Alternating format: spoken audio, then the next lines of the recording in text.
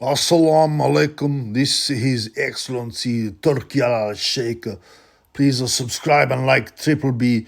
He is #1 boxing channel in all kingdom of Saudi Arabia.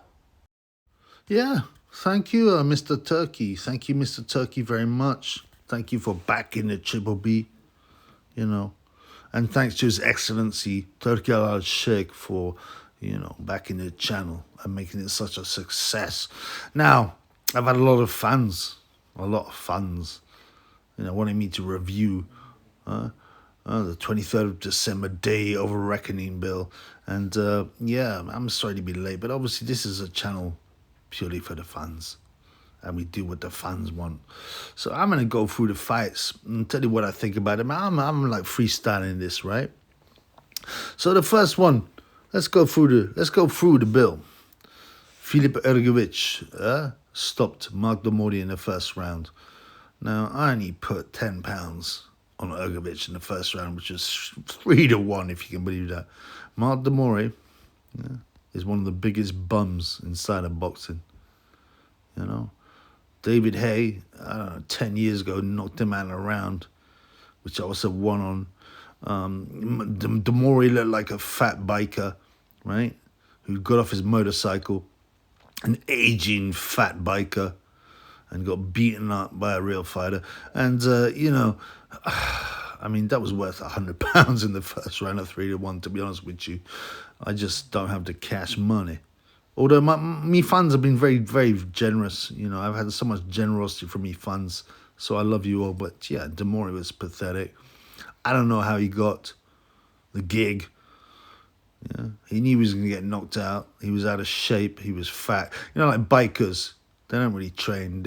They're not good fighters because all they do is sit on their bike. They go to the bar, drink loads of beer, and then get back on their bike. And that's what Mori looked like. But, I'm sure he got paid. And Hrgovic destroyed him. Hrgovic, obviously, #1, IBF, mandatory. And we'll see what happens. I'm thinking, right? The IBF love to strip fighters of their title. They stripped the Gypsy Queen, Tyson Fury, straight after, I think it was a week after he beat Vladimir, and gave the title to, who was it? Charles Martin fought this, was it a Ukrainian dude? I can't remember his name, man, but he twisted his ankle.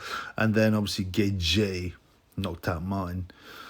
I don't really mind Charles Martin. He walks like a king. But yeah, Hrgovic is there. I wouldn't be surprised if they stripped Usyk soon after the Tyson Fury fight, if it happens, right? And then, awarded the vacant title to a fight between Hrgovic and Gay J, and that will sell a lot. Yeah. Oh, Gay J's, everyone's saying like, oh, Gay J, he's back to his best, because of one result, because he beat up some bum called Wallin. We'll get to that fight. Anyway, so that was predictable. Frank Sanchez with Junior Farr. Now, Junior Farr is the kind of guy who would probably be quite good if he could get his lazy ass to the gym. He's quite big. He can punch. He got locked up by Lucas Brown in a round, which is poor. But he went distance with Parker, Joseph Parker.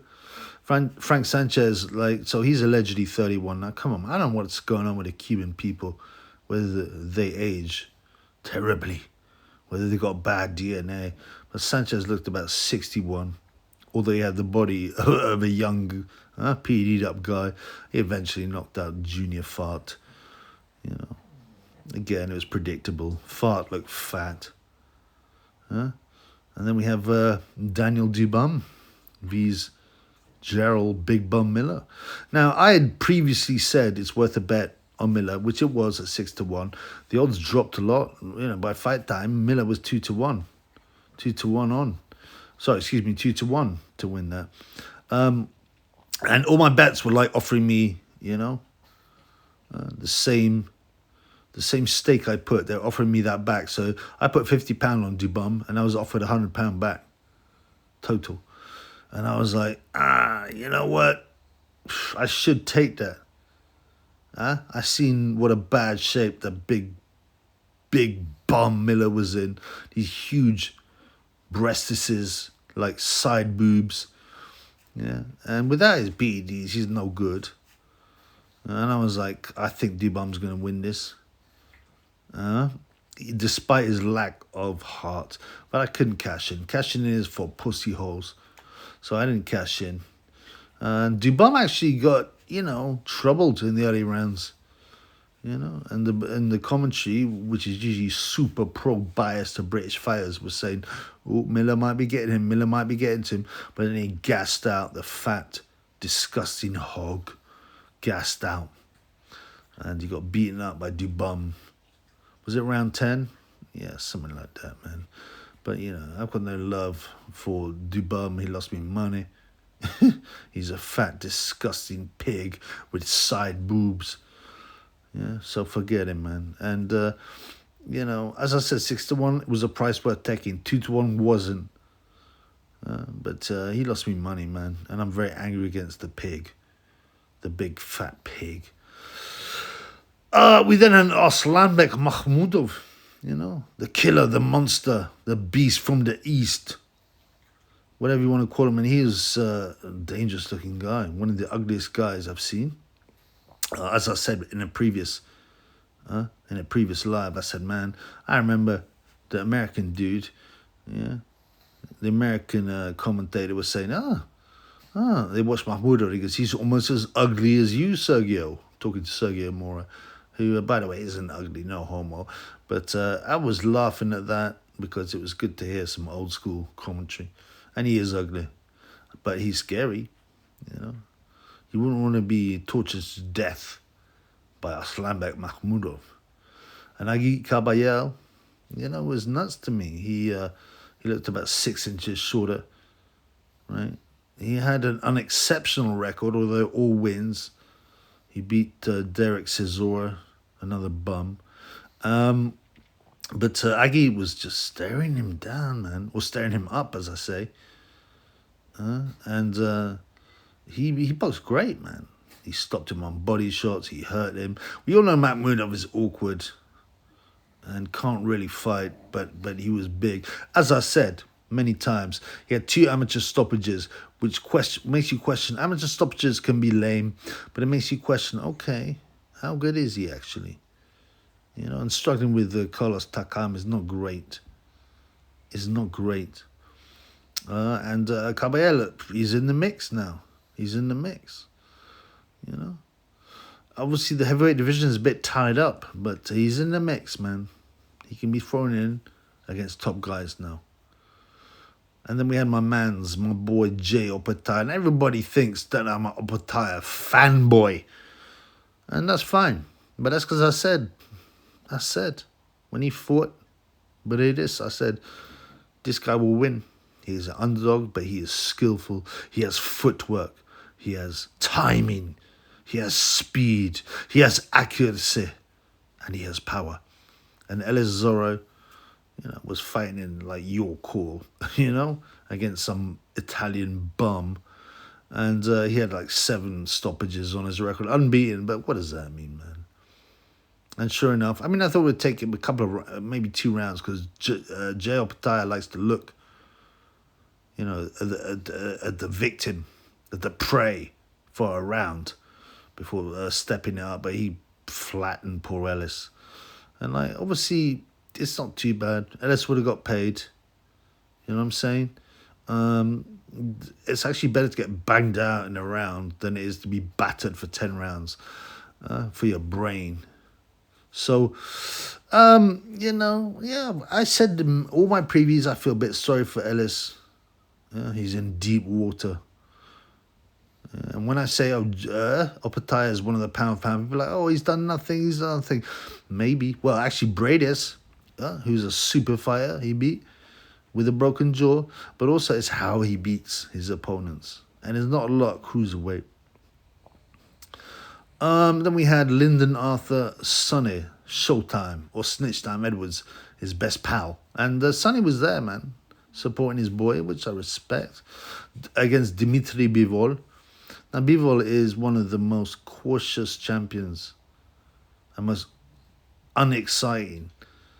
even though, you see his skills, you recognize his skills, but he should have ended Arthur within 5 or 6 rounds. He even put him over hard in the 11th, but he just doesn't step it up. He's got someone hurt, and then just go back to jabbing, And they're talking about Bivol moving up to fight Opetaia. I don't want to see that necessarily, because I want to see Opetaia clean up the cruisers. Reactpool, CBS, the fake Swedish guy, Badu Jack, this kind of thing. I want to see some destructions in the cruiserweight division. And Bivol would have to go up 25 pounds. Opetaia's not the hugest cruiserweight, but he's still 25 pounds heavier than Bivol. I would expect an Opetaia victory, but again, Bivol is such an expert at minimizing risk. It might not be the most exciting fight, but he's fighting a bigger guy. We had a co-main event: Deontay Wilder vs Joseph Parker. And I put Fiverr on this, and I said, listen, Parker's a live underdog. Why? Because Wilder has had 1 round in 2 years. He's 38. Previous to that, he had 2 beatings by the Gypsy Queen. And, it seemed to me, Parker's been knocked out by Joe Joyce. But Parker looked good in his last couple of fights. And he won just about every round. Wilder's got heart. His chin is decent. But, in the build-up, he was sitting there. All he did was laugh in the presses. Laugh and Jaron Miller's jokes and kind of ha. And I've been taking ayahuasca, which is like DMT, and I've seen the reality. And when some guys start saying that, he's not right in the head. I'm not saying you can't get, some kind of perception from drugs. But, when you got a guy going in and he thinks it's all a bit of a laugh, you gotta think, well, this guy's not taking it seriously. And even after the fight, he's like, oh, yeah, whatever. No, it doesn't matter. I lost. Well, I'd do it 1,000 times again. And then they're making excuses. Oh, he spent too long in the cryogenic chamber. There's no Wilder loss without excuses. You remember all the Tyson Fury excuses. I can't even go through them. Drugged. He had weights in his glove. He had this, that, and the other. There was, what did he get? He started to blame some guy in the crowd for shouting. I mean, it was weak. I think Deontay's more or less finished. We don't get to see Gay J Wilder. And now everyone's turned, Gay J would have always beaten Wilder. He would have always beaten Wilder. Well, there's a difference between a 38-year-old Wilder who has seen the truth through ayahuasca, right? Than a violent Wilder 5 years ago. It's very different. Was he overrated? Of course, but he still had a devastating power. And we all know Gay J is a chinless coward. So, yeah, I mean, the old Wilder would have beaten Gay J. It's just that, and everyone's always an expert retrospectively. Oh, I knew he was never that good. I knew he wouldn't. And boxing, as I said many times, the thing is with boxing, you're only as good as your last fight. So they forget Gay J's rubbish performances, and then they forget Wilder's, decent performances. Even against Tyson Fury, he almost knocked him out in the first fight. He almost knocked him out in the third fight. And you can question Tyson Fury now. And why would you question Tyson Fury? Well, because Otto Wallin, the oil driller, Otto Wallin, got battered by Gay J. And he stopped him. It was impressive. But Otto was pathetic. He's got a trainer. Joey Gamache is obsessed with his wife and talks about his wife and him don't have any kids, but they've got Pinky. They've got Pinky, who's some furry toy, instead. I mean, you got to worry about someone who's so mentally deranged, like Joey Gamache, who got absolutely flattened by Gatti. You know, he must have shook up his brain. This guy's not all there. Huh? And I remember, you know, you see Otto Wallin versus Kamil Sokolovsky. You've seen him on warming up on the pads. He's got no power. He's got no speed. His technique's okay, but, you know, how are you going to beat a roided up Gage? And as I said, Otto is Swedish, so he's naive. You know, he probably thinks, oh, I can win clean. Of course, Joshua's not cheating because Joshua has not failed a drug test, you know. It's pathetic, man. And, you know, Wallin, you always got to be suspicious of a fighter. Like Bruno, for example, right? Who's held in the best regard he's held in is because of the fights he lost. And that's what happened with Wallin. Of course, Tyson had to be careful with that cut. It was one of the most horrible cuts I've seen. So, you know, and, Gage had sparred with him. He beat him, I think, twice. Certainly once as an amateur. He knew that Otto Wallin had not much to offer. Joshua is scared of being hurt. He's a bully. He's a big bully. A PED bully. But someone like Otto Wallin is not going to hurt him. He knew that. So he was more aggressive. And Wallin quit too, you know. I don't think he was that badly hurt, you know. Yeah, his nose was busted up. He took a couple of shots. But this is the big stage, blood. This is the big stage. And a win will get you millions. You got to put everything into it. You can't be like, yeah, I'm going to sit on my stool, blood. Yeah, and you'd be like, well, you can make, if you win this fight, you get 10 million in the next fight. No, that's all right. I'll sit on my stool. Thank you, Otto, you bum. You Swedish bum. So, you know, reading into it, Tyson Fury stock, does it go down? Because Wallin, the guy I struggled with, got absolutely battered by Gage. Yeah. Deontay Wilder, who's his biggest win, apart from Vlad. Got schooled by Parker. But no, I don't believe so necessarily because, as I said, Wilder of 2023 is very different from the aggressive, violent Wilder that Tyson Fury beat. The ayahuasca Deontay Wilder, the DMT Wilder. You know, he's probably off his nut when he was there anyway. You know, it's a very different fighter. Now, that's not to take anything away from Joseph Parker. He's done the business. But Joseph's always been a good fighter. He's 31 only, which is nuts. You remember he fought Gage years ago. And I think he was the first guy to go distance with the Gage. Right? What happens now? I think will happen. So hopefully we've got Usyk with Tyson Fury on the 17th. I'm still not sure. I just don't trust Fury, although he seems to be training. Right? And then I believe the IBF will find a reason to strip Usyk, because Usyk won't agree to fight Hrgovic within 30 days or whatever it is, some nonsense like that. They're very aggressive, the IBF, in stripping people. They stripped Opetaia, for example, their best champion. So, you know, then you'll get Gage vs. Filip Hrgovic for the vacant IBF title 3 times. And then suddenly you sold out, you know, Wembley or whatever.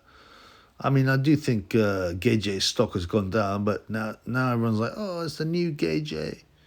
He's back to his best. Gage. But, and will they be able to sell out Wembley? I don't believe so. But they'll find some big location, probably in Saudi, to fight Hrgovic. I would lean, depending on the odds, but if Hrgovic is in shape, I'd lean towards him. But I'm sure they'll find a way, probably by bribing the judges, to get a Gage win. And then you got to wonder, will AKA Skins be back? Because he's been fighting Ben Behind Me Heine on Instagram, if you look. He's been making, right, a lot of bizarre, mysterious posts about him being back. I think with skins in the Gage camp, he might be able to beat Hrgovic on points. But I'd like to see Gage flattened, obviously. But it was a good bill. I mean, especially this late, it was good to enjoy it.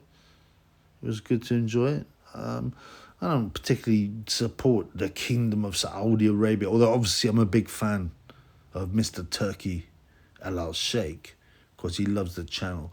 But, if they can deliver the big fights, I'll take it.